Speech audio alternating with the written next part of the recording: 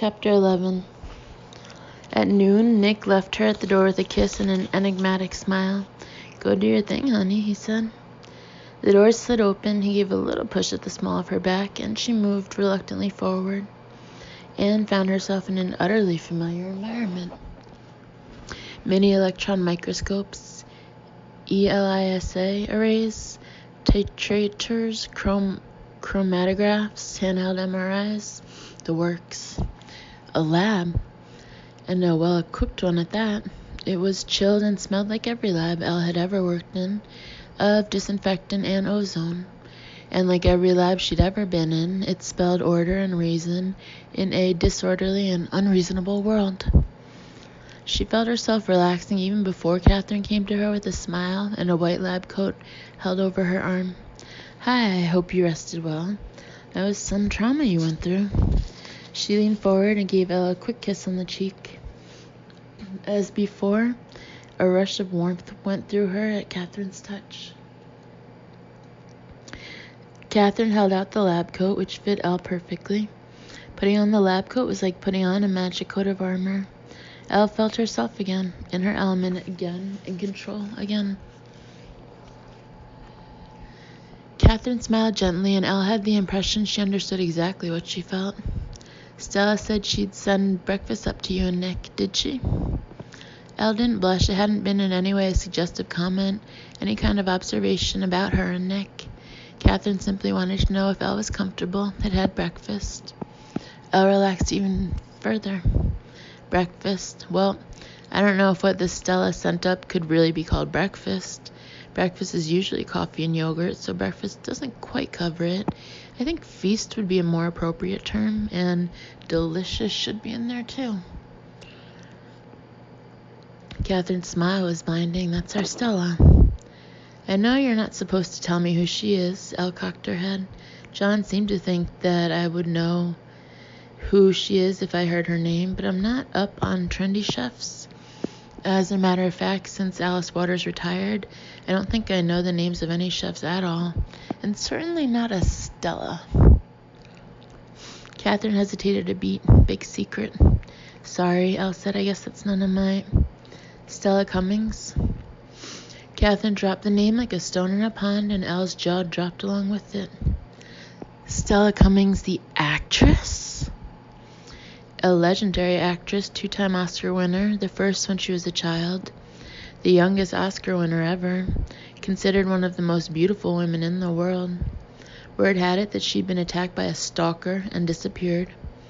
Every once in a while there was a Stella sighting, like there used to be Elvis sightings, but they always turned out to be fake." "She's here?" Catherine took her hand, and once more that weird warmth rushed under her skin. "Yes, she's here.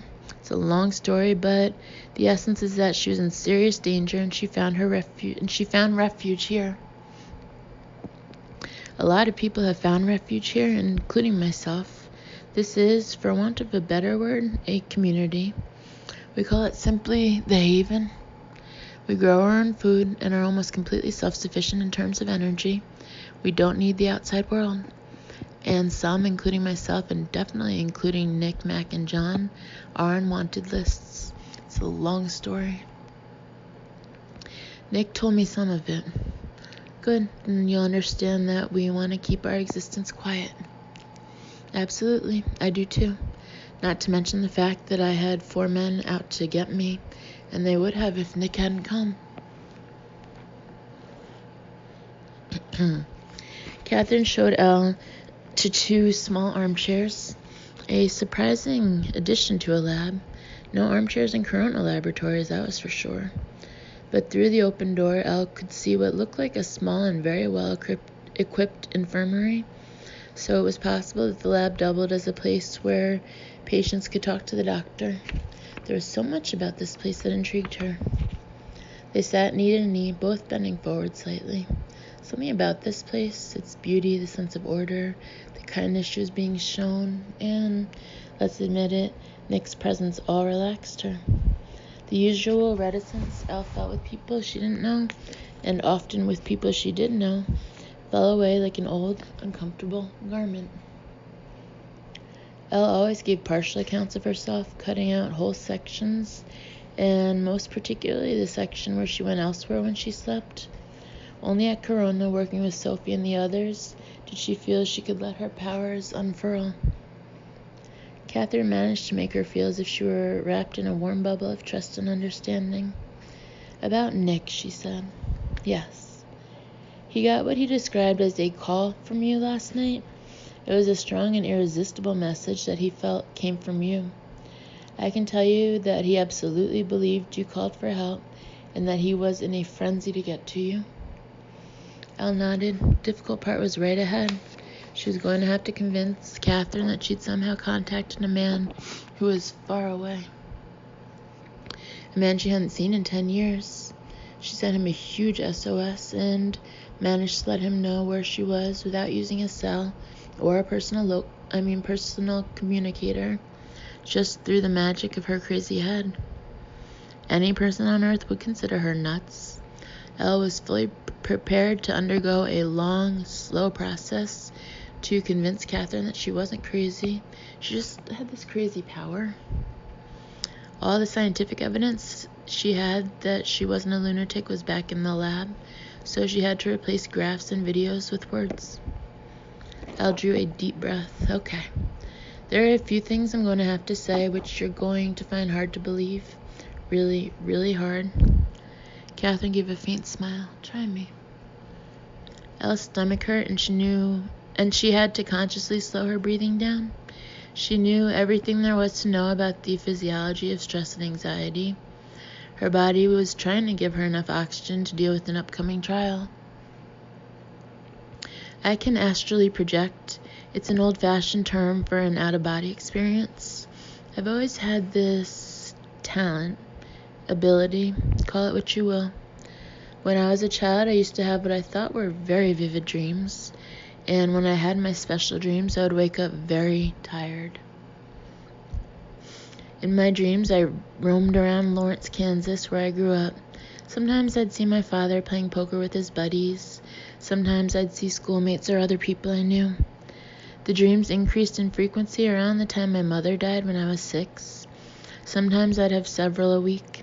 I think my father thought I was always tired because I was sad at the loss of my mother, and he was right in a roundabout way. Nick came into our lives soon after my mother's death, and the dreams stopped for a long time. Then Nick suddenly disappeared, and my father became ill with Alzheimer's. It was a bad time. Catherine nodded. As you know, dementia is one of my main fields of study. It's awful when it happens to someone you love. Elle bowed her head. So, Catherine said, when Nick disappeared and your father developed Alzheimer's, you projected more often? She nodded. All the time, it seemed. I was exhausted because I dreamed at night. All night. To me, those are dreams with a capital D, to keep them distinct from the normal dream state, because those dreams aren't normal. Catherine made a non-committal sound in her throat. And yet I swear to you that every word is true. I have the capacity to project myself outside my body. I know how crazy that sounds, but... Oh, Catherine's eyes rounded with surprise. I believe you, no question. You do? Elle felt her own eyes round with surprise. Yes. Catherine leaned forward and clasped her hand around Elle's wrist as if it were a shackle. A warm, soft shackle. That rush of warmth began, tingling and somehow pleasant. Catherine closed her eyes. You're frightened of the men coming after you. You're worried about your good friend. She frowned. Sophie? Elle nodded in surprise, but Catherine couldn't see her. She's been taken somewhere and you have no idea where, and you don't know what's happened to her. Through all of this, you're scared and also overwhelmed with joy that you're with Nick. You have loved him forever, Elle said softly. I've loved him forever. Yes, you have loved him forever. Catherine nodded and opened her eyes. When she lifted her hand, it felt as if a light had gone out. I'm an empath. For most of my life, I thought I was a freak. Unlike you, I never thought to scientifically study my gift. I thought of it as a curse. Reading people is not always a barrel of laughs. Elle nodded, I'll bet. She leaned forward in her chair again. So you're working on your power. Is power the right word? We were calling them perceptual studies just to, give it a name. It's not a bad name. Ultimately, your study was funded by ARCA, wasn't it? Elle nodded. We recently rescued a number of men who had been involuntarily enrolled in a series of studies carried out by ARCA. John has hacked into their computers and I have access to all the data. I'll enjoy going over it with you. They also funded a study at Stanford that was the precursor to the Delphi Project. The Delphi Project is a study of extrasensory perception. We were coming up with some interesting theories. Would you like to continue your studies here? Catherine waved a hand. We have a good lab here, and we have access to every single piece of equipment you could possibly need. We have unlimited funds and can acquire more or less anything we need. What's not available commercially, well, we use the 5-finger discount. I'll bet that's John, too. Bingo. They smiled at each other, then Elle's smile faded.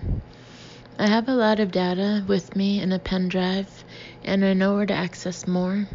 But more than anything, we need to find Sophie and the others. They are being rounded up by Corona goons, and nothing good will come of it. No, Catherine had sobered up too. Corona is ARCA. Nothing good can come of ARCA kidnapping people. Her pretty jaw set. I have 4 men I'll introduce you to, the ones who were brought here half dead 3 months ago. They'd spent a year in a high-tech lab that was essentially a prison, and were experimented on. I've never seen anyone with as many surgical scars as their leader. Lucius Ward, Nick told me about him. What was done to him and his men was criminal. If they've started kidnapping people, it means that whatever is going on is coming to a head and we must stop them. We have to get your friends out. Catherine, Elle hesitated. I once went to an ARCA lab. It was scary. They had vast security resources. They had guards everywhere, and the labs had high-tech security with a number of backups. I don't know if we can mount any kind of offensive move. Oh, my dear, Catherine patted her hand and stood up. We have something far better than security goons. We have the entire Ghost Ops team right here. I'd pit them against any foe on Earth. They are invincible. She leaned over the table, pressed a button, and spoke quietly. Mac, can you and the guys come up? There's something we need to talk about.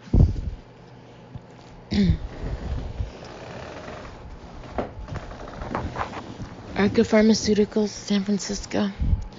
4 vials. 1, 2, 3, 4. Lee studied the brushed aluminum vial holder on the pristine surface of his huge desk. He could see its upside-down reflection as if it continued on down into the nether regions of his desk. He carefully pushed a button on the side of the holder, entered a code on the keyboard that was projected onto the surface of his desk, and heard the satisfying hiss of a vacuum seal being broken. The container was manufactured by a subsidiary of ARCA and not only met ISO standard 90012 for the containment of biohazardous material, it doubled the standards. It was unbreakable and unbreachable. You could take a mallet to it, you could run a tank over it, it would not break, and it would not open.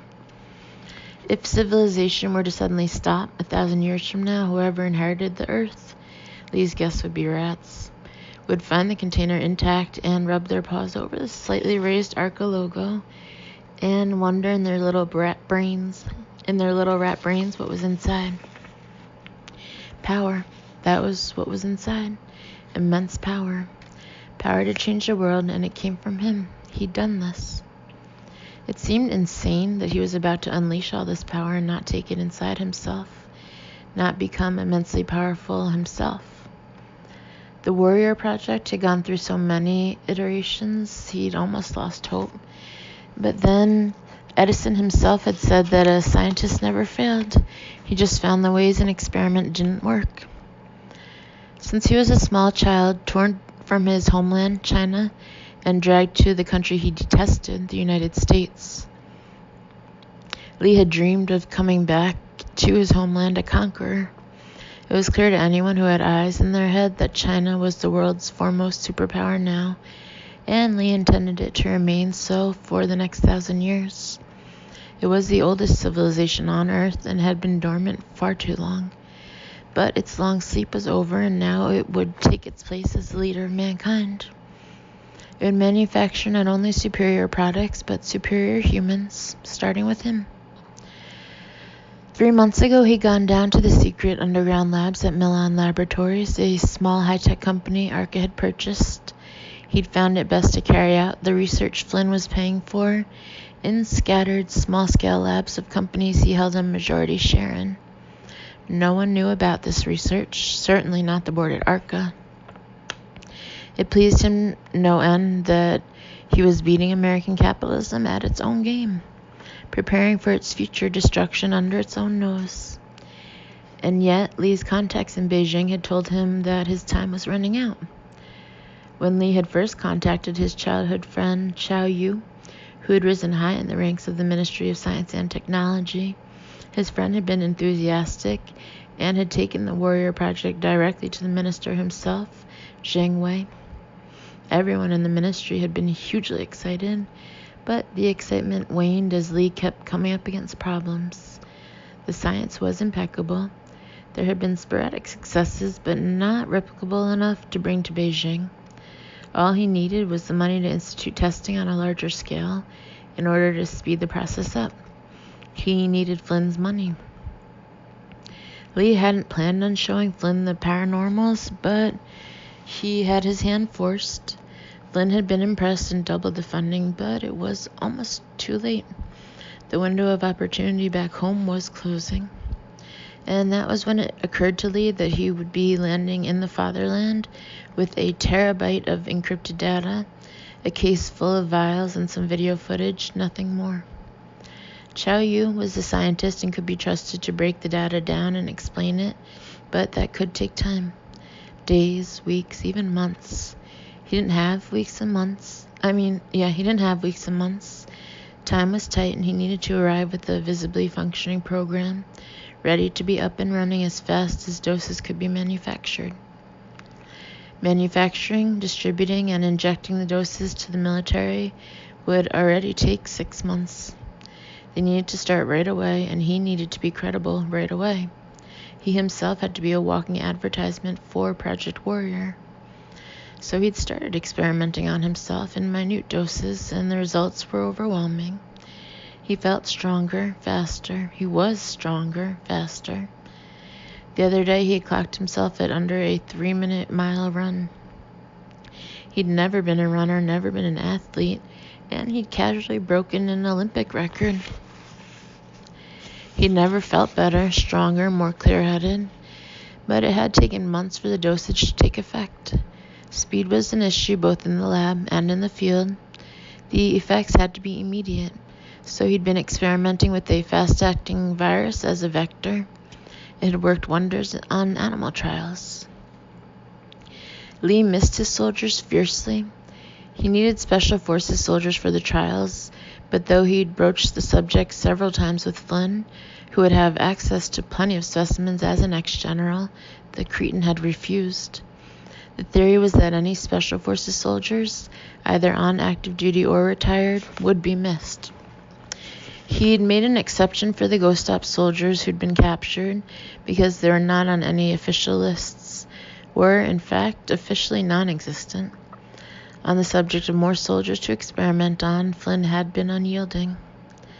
A sudden rush of rage shook Lee, a hot course of hatred pulsing through him. It felt good, it felt right. Flynn had blocked him every step of the way. The original plan had been to celebrate the Chinese New Year in Beijing as a newly minted senior official of the ministry.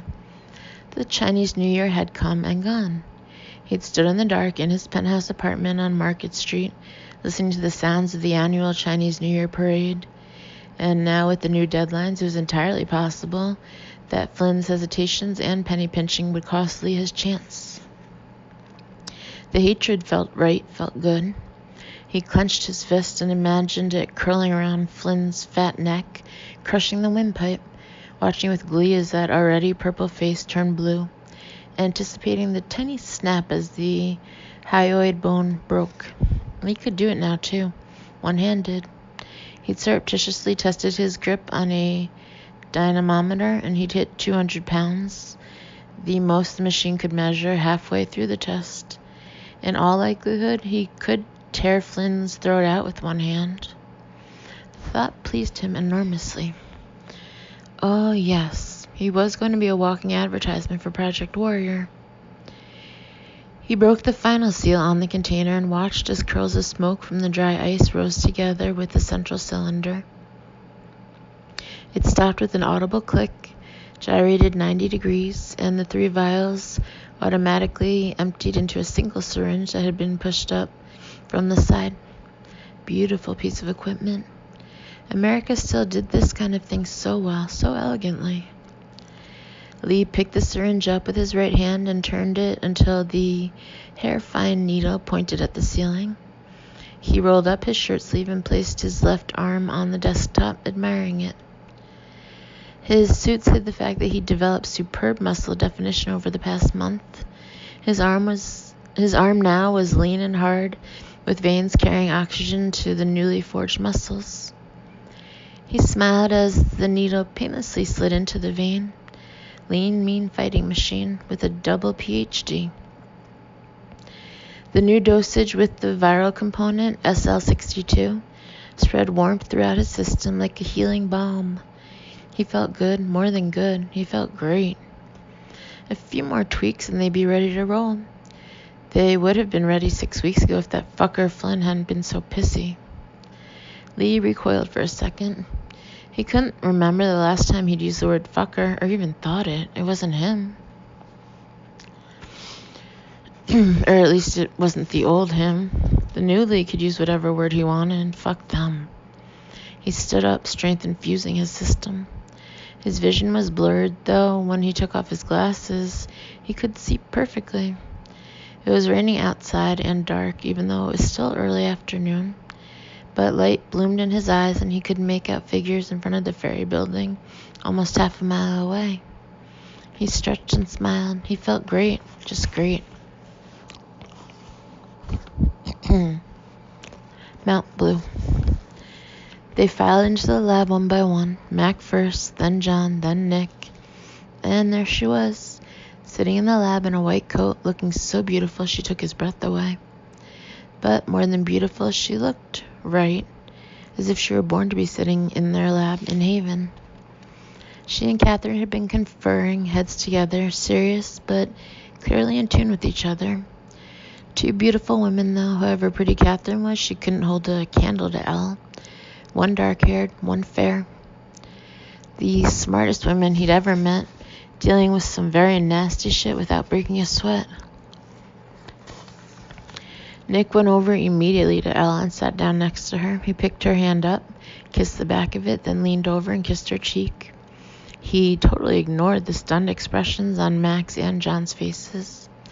They looked as if Nick had sprouted wings and flown loops in the air. "Hi, honey," he smiled. He felt new muscles in his face because, sure as shit, he hadn't done much smiling these past years. He'd never been a smiler. But seeing Elle sitting there, now officially a part of Haven, and officially his, well, that was worth a smile. "Everything okay?" She sighed and leaned into him. "Oh, yeah." Nick put an arm around her and didn't know who was more comforted, him or her. Whatever was coming, they'd face it together. "We need to talk," Catherine announced, "because there's something we're all going to have to decide. I'm going to let Elle talk, but first I think you all should know something about her. You know that I am an empath, that I can read emotions and, lately, thoughts. Though, trust me on this, I make a real effort to stay out of your heads." Nick and John chuckled. Right now, if she was in Nick's head, she'd back out fast, blushing hard. Because a part of him was sitting there ready to absorb information. A briefing. This had all the hallmarks of a briefing, and he'd been doing briefings all his adult life. So he was paying attention, but there was another bit of him free to just play. Think about other things. like how incredibly soft Elle's hand was, and her cheek, and her neck. She was just so fucking soft all over. It seemed impossible to him that human skin could feel that soft. How he'd love kissing her all over, moving his mouth down over her pale breasts, heartbeat showing in the left breast, his hand moving down over that flat belly, down to the cloud of light brown hair covering her sex. Elle? Nick started slightly. Fuck. He had the beginning of a hard-on. Christ, bad news. Mac and John were as observant as any two men could possibly be. Had they noticed? Nick crossed his legs uncomfortably, glad that he was too tan to blush. Not that he ever blushed, but still. Catherine was standing in front of them, holding her hand out to Elle. Shit. Nick had completely zoned out. If Mac knew, he'd have his ass. Well, Elle was moving to stand beside Catherine, so he wouldn't be tempted to think of how very, very soft she was between her. You know me, of course. My name's Elle Connolly. He still couldn't get used to that name. And it still bugged him that she changed it. I'm a biologist with an interest in the biology of the human brain. There's one other thing about me you should know. Elle glanced at Catherine, who nodded imperceptibly. I can astrally project. Whoa. Nick sat forward with a frown. What? John leaned forward too. The fuck? Catherine held up her hand, palm out. I know this is going to be hard to absorb, but you've taken me on board, so this should be a bit easier to swallow. Damn straight, it had been hard to swallow that Catherine could read emotions by touch. Nick and John had been hostile to her, though happy for Mac that he'd found someone who could put up with his ugly mug. But when Catherine came to them with some totally crazy story about Lucius Ward being held prisoner in a clinic in Palo Alto and wanting them to rescue him, well, he and John had nearly mutinied. Lucius had abandoned them, betrayed them for money, and left them for dead on a bogus mission that had blown up in their faces. The three of them, Mac and Nick and John, had taken the fall for blowing up a lab. Their intel, false of course, had been that the lab was brewing a weaponized version of bubonic plague, a nightmare. One of the many nightmares ghost ops had been set up to avert. They'd gone in, blown up the lab, killed what turned out to be totally innocent scientists, and had been taken down and accused of treason. Lucius had disappeared, and they read afterward that he'd had a big financial stake in the lab's rival, so they'd been sold out by a leader they revered. That was what they knew. It was the new bedrock of their lives, and here Catherine came, leading Mac around by the dick with some cockeyed story about Lucius not betraying them. After all, that only a shit for brains who's getting laid like nobody's business, that would be Mac, who in his previous life had been as unassailable as a stone cliff, could believe. What was the proof? Catherine had touched Lucius and had somehow learned the truth, so they had to go risk their lives on a wild goose chase on the say-so of some dame. True, she'd found them when the entire U.S. government and its military hadn't been able to find them, but still.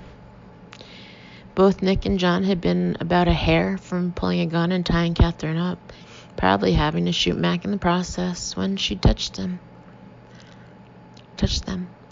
Nick had never known anything like it. It was as if an entire world was there in her touch, and she knew everything about him. It just slipped from his skin to hers. Everything he kept absolutely hidden for almost 10 years. It was somehow right there for Catherine to read. She didn't know Al's name and she didn't know the details, but she caught exactly his sorrow and his deep desperation at not knowing if Al was alive or dead, sick or well, happy or needing him. She'd known all of that at a touch, and she knew something about John as well, though he wasn't talking and neither was she. But whatever it was she'd found out, it hurt, and it was true. So, yeah, Nick and John were going to believe her if she talked about woo-woo stuff. Mac wasn't an issue. Catherine could say that the moon was a hologram, and Mac would believe her. There was silence in the room. Nick frowned. What does that mean exactly? This time Elle spoke. It means that I have out-of-body experiences during sleep, except I'm not really asleep when that happens. It's more like a coma. I had an EEG of my brain during an out-of-body experience, and it almost flatlined. It's only in the past year that I've tried to analyze this as opposed to hating it. 3 months ago, I enrolled in a program to study what used to be called paranormal abilities. The study was funded by Arca Pharmaceuticals. Nick's teeth ground and Mac issued a low growl. Arca Pharmaceuticals had kidnapped and tortured Lucius and 3 of their teammates, Romero, Lundquist, and Pelton, nearly to death, so anything connected to Arca was pretty much on their shit list. Al pressed a button, the lights dimmed, and a hologram lit up. There were 10 faces in 2 rows of 5. Nick saw Al in the second row. These are the people who were originally enrolled in the program, and 2 of us, myself and Sophie Daniels, drew up the experimental protocol and oversaw the tests. Al manipulated the tiny remote, and the hologram showed low buildings and a green sward. This is the campus where the tests were carried out. Wait, John was frowning ferociously. Go back. Okay, Al obediently went back to the previous hologram. Here?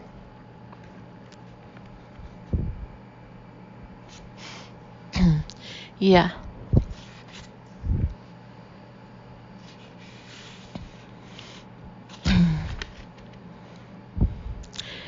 Third from the left, top row. Who is she? Nick looked over. John was grim-faced, practically vibrating with tension, which was totally unlike his usual cool surfer dude persona. Actually, Nick had never seen him tense ever, not even under fire. Did he know the girl?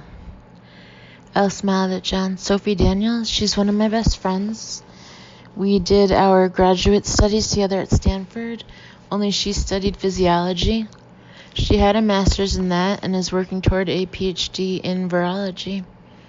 Jesus, these brainy women. Did she have a power? John sounded like he was choking, and Nick understood where he was coming from. Women already had all sorts of powers without any of the woo-woo stuff. But these chicks had real powers, and their men would just have to suck it up. Elle pursed her lips. Not that could be tested, though we were only at the beginning of the trial, but... She hesitated. She's a healer. She never talks about it, but I saw her close up a nasty wound with her touch. It comes with a heavy price, though. She was weak for days after that. Elle hesitated. Corona didn't know. Nobody knew. But she passed an fMRI screening and was enrolled in the program. Like me, she was also tasked with recovering and collating data. John's jaws were working. Isn't it unusual to have test subjects also running the test? It is, yes, Elle agreed, and later on, for publication purposes, that would have been a big problem, but that's what Corona insisted on, and they were paying the bills. So there was that anomaly, and this past week there were others. Such as? Catherine asked. I don't know. It's as if the program itself developed a fever. We were asked to do 3 times the testing we were doing before in half the time. Results were to be sent directly to the coordinator's office instead of being collected and collated on a weekly basis and then passed on. And then Elle stopped and looked at them each in turn, and then people started disappearing. 1, then 2, and 3 a day. The protocol stipulates that the test subjects show up at 9 a.m. every morning, but we started having massive no-shows. Sophie and I called their cells and home numbers, but got no responses. 2 days ago, there were only 4 of us, plus Sophie. I was being tested, and Sophie oversaw the testing. When I got home, I got a panic call from Sophie, saying that we were being rounded up.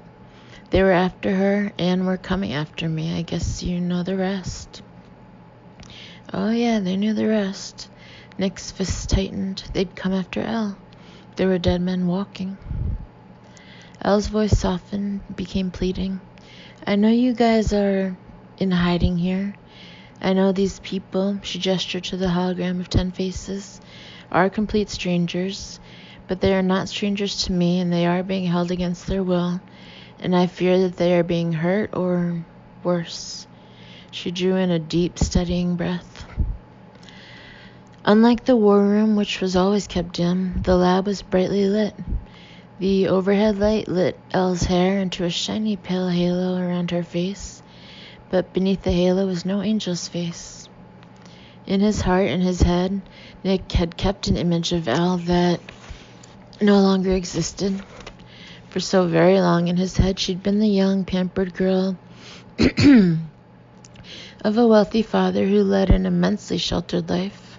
Then that image had been exchanged for an exhausted waif of a girl, overwhelmed by her father's illness, almost on her last legs. So in his head, Elle was vulnerable, requiring his protection. That's the thing that had driven him so crazy, or, well, crazier, all these years. Elle, alone in the world. Alone in a world of predators. He knew precisely how cold and cruel the world was. He'd known since he could walk and talk. He knew that the weak were crushed whether you were a good person or not. Elle was a good person. He knew that deep down inside. Nothing would ever change that because it was in her bones. When she was a girl, she'd go out of her way to do casual kindnesses, completely unaware of how unusual that was. The gardener who came twice a week always got a glass of iced tea. A kid next door had tragically developed leukemia, and Elle would go over to read to him all through his chemo.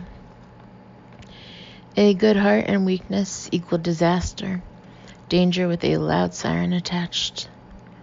The Army, Rangers, Delta, and then Ghost Ops. Nick's whole adult life was making sure he wouldn't be weak, making sure he could defend himself with every weapon known to man, and failing weapons with a rock or his fists.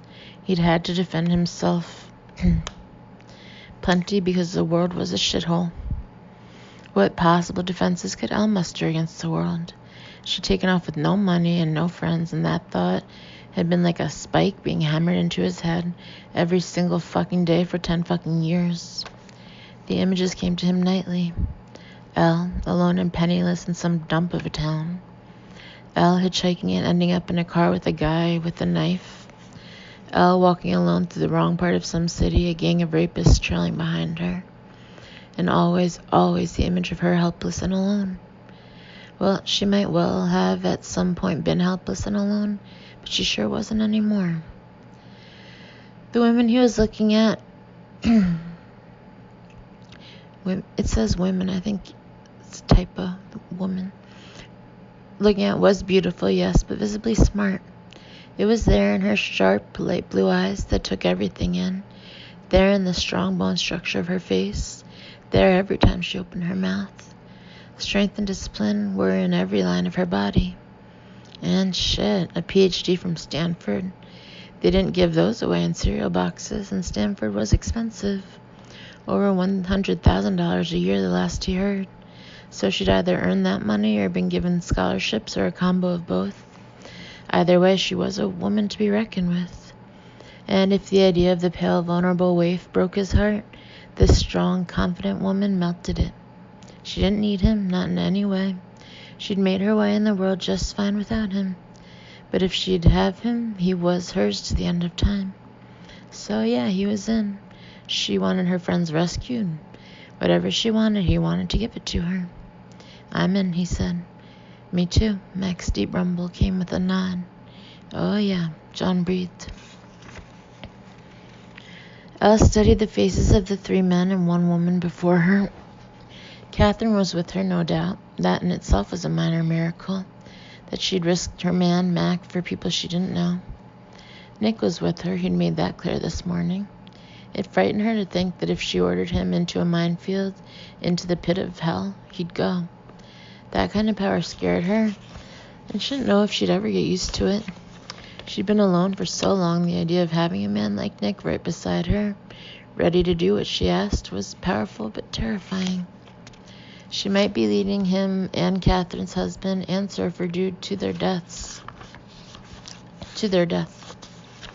Sophie and the others might be already dead. Corona might use them to set a trap for her. But there was no way she could leave the others in the group helpless and on their own, and there was no way she could rescue them on her own. So she studied the faces of these 3 men who were going to have to risk their lives to save some pretty odd people and might lose their own in doing so. She studied their faces for weakness or doubt and found none. Elle gestured at the hologram. I'm asking you to rescue these people who are in terrible danger. There was an urban legend making the rounds of the corona researchers that a new method of distilling parts of the brain into a liquid that can be injected has been developed, that a couple of people have been harvested already. That's the charming term used in science, by the way, harvesting, as if people were crops. There were rumors of a previous study group that disappeared. I didn't pay much attention because there are constant rumors making the rounds, and many of them are silly. She stopped, drew in a deep breath, but now I'm not sure it's silly. I think it might be true. I think that the people ultimately running the trial have gone insane, and there's no telling what they'll do, the lengths they'll go to for results. There's something behind this I don't understand. Sophie and I both felt it, but we were so taken up in the results of the tests, we decided to let it go. It was just a feeling after all. But you were right to feel uneasy, Nick growled. Yes, Elle felt a spurt of relief. He understood. We were right. I have no idea where to go from here. I don't know where the subjects were taken. The entire area is studded with labs. ARCA owns a number of them. The labs would be underground and would probably not be on any schematics. Actually, they could be anywhere. We're not even certain the lab would be in Palo Alto. They could have been taken anywhere in a van. The thought terrified her. Sophie and the others taken somewhere they couldn't be found, like cattle to slaughter. Max spoke in his deep, gravelly voice that sounded like it came from underground. Do you have any clues at all as to where they might have been taken? How about other labs that were cooperating with the program? Do you have a list? Elle shrugged. As far as I know, no other labs were involved. I have the email of everyone, and I've started a program on my computer to search their emails for the names of other labs, but so far nothing has come up. The tracking devices, Catherine asked. Elle had told her about the device she'd pried from her arm. The men sat up straighter. What tracking device? Nick demanded. Elle held her arm out, pulled up her sleeve, and pointed to the bandage. Nick was going to be so mad at her. When he asked about it this morning, she'd simply said that she'd cut herself. All the members of the trial group were injected with a microchip. We were told that it was to monitor our vital signs. Each week we held our arms over a reader where the data was downloaded. But Sophie said to cut it out of my arm when she called to warn me, so I did. And you were going to tell me about this when? Nick's jaws flexed. She shrugged. Do you know where the database is held? John asked. Nick had said John was their cyber expert. Sorry, no. Elle shook her head. It would presumably be in the company database, except I suspect now that the entire project was off the books, in which case it will be in an encrypted file on someone's laptop. I don't even know whose. We'll go over satellite images of last night, see if we can find any useful images.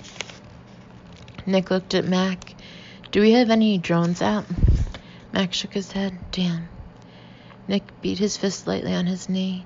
And we can't send them out now until we have some idea of where. Though it sounds too late for drones if they're all underground. Oh, man. Elle understood his frustration.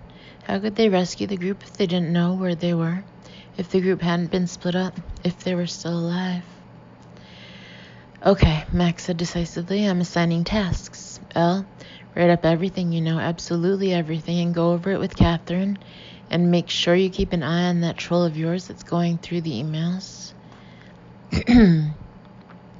I designed a program that will generate passwords on the basis of keywords. It will generate over 1 billion and can be sent in one packet to try a massive decrypt just as soon as we have someone's computer to hack, John said. Elle blinked. God, a program like that could earn millions in the outside world. She nodded. That would be really useful. Mac continued giving orders. Also, go over satellite shots. Make sure you include keyhole 15 over a 48-hour spread over the entire Palo Alto area. They might have started rounding the test subjects up early. Elle barely stopped from gasping. The keyhole series of satellites was top secret. Top secret. Like having to kill you if you discover anything about it secret. She only knew about it because an analyst who had a crush on her told her about them. She'd gone to the darknet to research it. The rumor was that its lenses could read the numbers on a credit card in moonlight. You can do that? She couldn't stop herself from asking John, hack into keyhole? Oh yeah, he can. Mac did something to his face, moving a muscle or two around in an odd configuration that in anyone else might have been a smile. We need to go to Elle's house and find that tracer, download what was on it, and reverse engineer it. Would that be possible, Elle? John asked. She thought about it. Well, if John was that good, it was a possibility. Each tracer would have a set of basic instructions and would be programmed to emit a signal. Catch that signal and scan for other signals. She nodded. Yeah, if we can hack into the basic underlying protocol, maybe we can locate the other devices unless they're all dead, John finished grimly. Oh, God. Elle put a hand to her stomach. She looked at John. And suppose the house is still under surveillance? I have no idea if they have enough security personnel to post a guard at each empty house. But it seemed like there was plenty of money available. They just might do that. I'd welcome that, John said, bright blue eyes suddenly dark and flat. She shivered. The men who'd rounded up her friends were keeping them prisoner and were perhaps planning on killing them, were evil, and she was happy to help in engineering their downfall. She should be happy she had these tough, good guys on her side. But that fleeting expression on John's face. Okay, Max said in his deep bass. It was extraordinary. Every time he spoke, Catherine just glowed, as if his words were light bulbs that lit her up from within. Looks like we've got our team and our assignments, so let's get going. Not so fast, Mac. Aren't you forgetting something? A deep voice Elle had never heard before. Side note, this book doesn't really read like the rest of the the other two Ghost Step books. Like, it goes into tenses in a weird way, kind of. I don't know. End of side note. Not so fast, Mac. Aren't you forgetting something? A deep voice Elle had never heard before. The effect on Nick, Mac, and John was electric. All three shot to their feet with blinding speed, chairs scraping on the floor. They stood, almost quivering to attention, arms stiffly up in a salute, astonishment on their faces. Catherine stood frozen. Nobody had heard the door behind them open, which already struck Elle as strange. That anyone could get the jump on Nick, Mac, and John seemed outlandish. That the person who got the jump on them was an old man, leaning heavily on a cane and on a tall woman, seemed impossible. Sir, Mac barked, echoed by Nick and John. The man had once been tall and looked as if he'd been strong. Now he was stooped, and his skin hung loosely on his big frame. He moved slowly, as if every step hurt, which was probably the case because Elle had rarely seen so many surgical scars as this man sported over his big bald head, running down to disappear into the large sweatshirt that billowed on him. The woman by his side had the most extraordinary face. It was beautiful, but it looked as if Elle was seeing her through a kaleidoscope, lozenge-shaped pieces of her face almost, but not quite fitting together. And yet the woman moved with the grace of beauty. The man shuffled his feet, leaning heavily on the woman, moving steadily until he stood by Catherine and Elle. He leaned over, and Elle heard him whisper to the woman supporting him, "Thanks, Stella."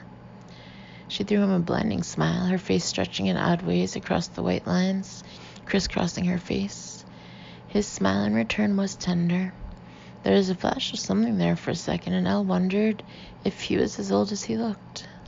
Stella! In an instant, the kaleidoscope twisted and righted, and Elle could clearly see who she was. Stella Cummings, once the most famous actress on the planet, deemed one of the most beautiful women in the world, now Haven's chef. Elle was so busy gaping at her, wondering if she dared ask for an autograph, because Stella, in Nobody But Me, had given her courage and hope 5 years ago, when Elle had gone through a bad period, that she barely noticed the 3 men following the old man into the room. They were visibly young, yet they moved as if they were older than the first man. Big-boned but thin, faces emaciated, hollowed out with suffering.